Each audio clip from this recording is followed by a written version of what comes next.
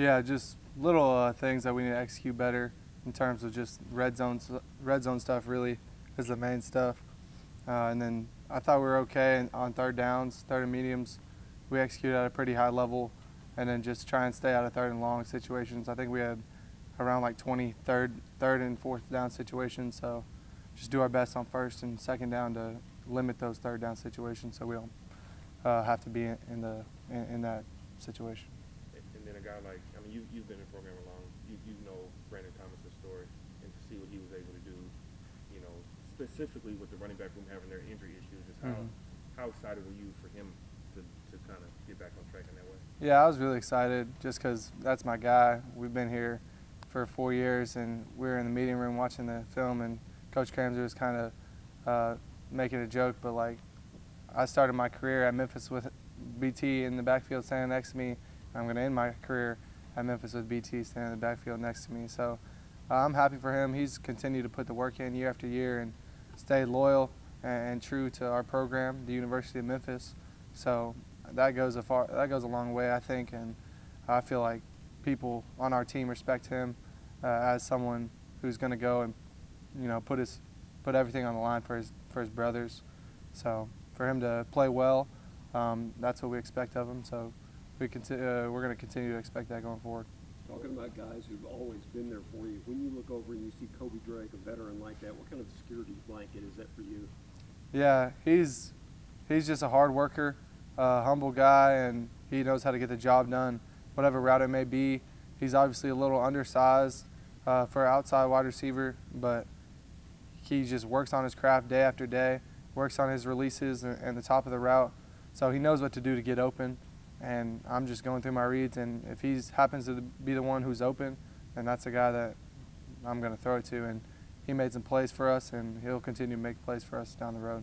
What were those conversations like, just with you and the other leaders of the team coming back, trying to move on after what happened last weekend? Yeah, just kind of need to refocus and just go into the next week with a blank slate and that next week mentality. And your lifespan's only so short. And you win a big game, you lose a big game, you got to move on. You got to go on to the next. And we still expect to win games, and our mindset hasn't changed as far as we talked about. Our goals are still in front of us and that type of thing, which we all still believe in. So we just got to execute on Saturdays and trust our plan. But as far as the leadership in the locker room and what we're saying to each other, the message hasn't changed too much, in my opinion. You're able to get the ball to rock more on Saturday. I know earlier in the season they were obviously trying to take him away. Was something different, or is that you just kind of made an emphasis to get him the ball? I don't think anything was really different. I kind of just take what the defense gives me, and I try not to force it to any of my guys in particular, because if you try and focus on one guy too much, that might hurt the team, the offense as a whole in the long run. But it was good for him to get going a little bit and, have a bunch of yards, have a big catch for a post, for a touchdown. So I'm happy for him. But he knows in his mind that there's bigger things than yards and touchdowns for him.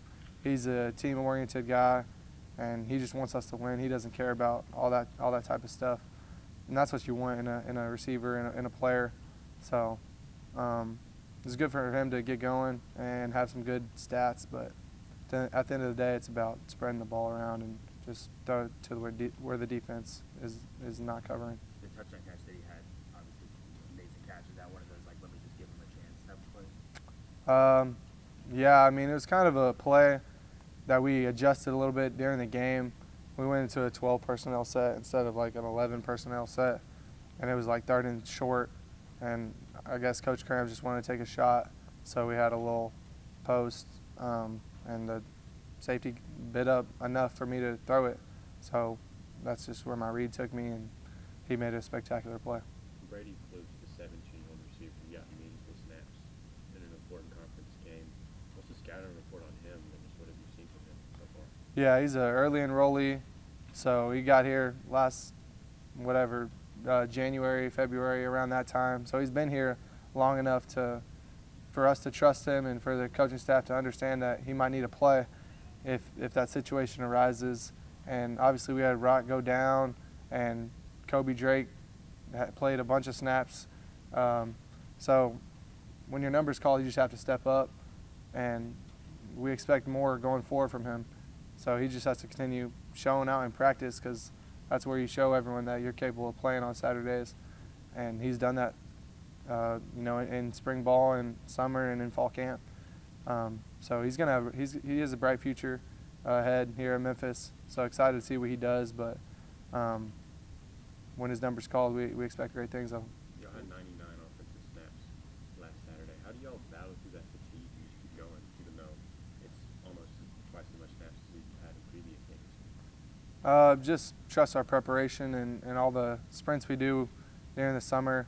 That's what prepares us for Saturdays. And it was actually a nice day at Navy. Like, the weather wasn't bad at all. And Coach Schulfield always talks about how don't let the weather impact your mindset and things like that.